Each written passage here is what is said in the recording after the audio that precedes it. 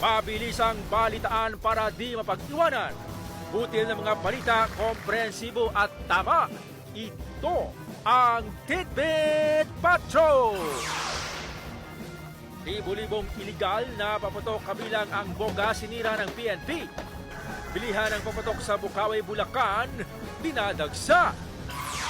Alaking ng hold-up ng minor de edad sa Novaliches, Quezon City, arestado. Pambansang budget para sa 2025 na isa batas na matapos pirmahan ni Pangulong Ferdinand Marcos Jr.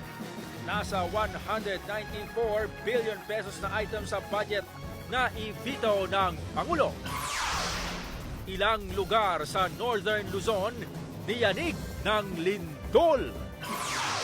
At ika-120 anibersaryo ng pagkamatay ni Gat Jose Rizal, ginunita.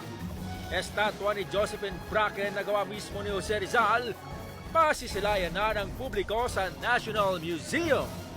Ang mga naglalakihang istorya, panoorin sa TV Patrol.